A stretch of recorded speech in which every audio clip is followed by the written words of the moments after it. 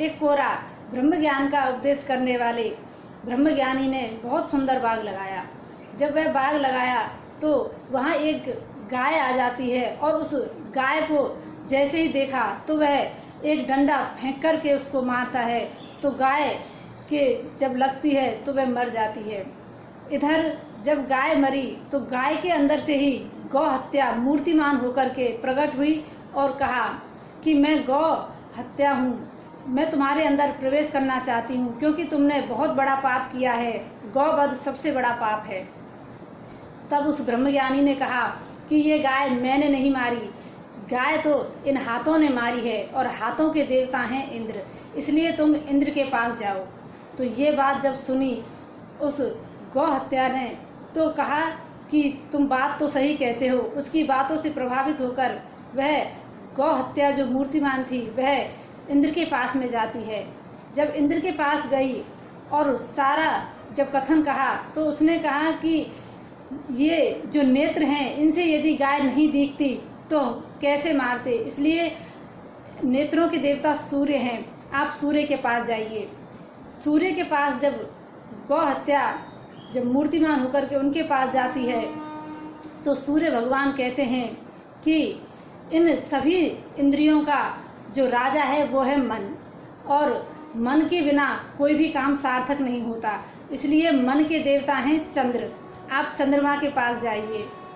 चंद्रमा के पास जैसे ही गए तो चंद्रमा ने कहा कि अहंकार के देवता और मन को उत्तेजित करने वाले जो देव हैं वे भगवान शिव हैं, आप इसलिए भगवान शिव के पास जाइए, वही कुछ कर सकते हैं। तो भगवान शिव के पास में जैसे ही गए तो भगवान शिव ने कहा कि बुद्धि के देवता हैं ब्रह्मा जी, यदि बुद्धि ना होती तो ये सब काम होता ही नहीं, इसलिए आप ब्रह्मा जी के पास जाइए। ब्रह्मा जी के पास में जब गई तो ब्रह्मा जी ने भी सभी के देव भगवान विष्णु के पास भेज दिया और कहा कि आप उस ब्रह्मज्ञानी के पास चलिए। तो भगवान विष्णु उस गौ हत्या को लेकर के उस ब्रह्मज्ञानी के पास में जाते हैं और उसके बाग की बहुत ही बड़ाई करते हैं। वाह कितना सुंदर बाग है, कितने सुंदर इसमें फूल खिले हुए हैं, कितना सुंदर बगीचा है, क्या बेल वल्लरी हैं। तो जब उसका बखान किया, उसकी जब बड़ाई की तो वह ब्रह्मज्ञानी बोल पड़ा और बड़ाई से फूल करके बोला कि ये बाग तो मैंने लगाया है, ये मैंने सींचा है, देखो कितना सुंदर लग रहा है। तो जब भगवान ने कहा कि सबके कर्ता यही हैं तो गौ हत्या भी इन्हीं की है, इसलिए आप इन्हीं के पास जाइए। मीठा मीठा गप और कड़वा कड़वा थू, अर्थात हमें अच्छा अच्छा लगे तो हमने किया है और बुरा कुछ होता है तो हम भगवान के ऊपर थूकते हैं।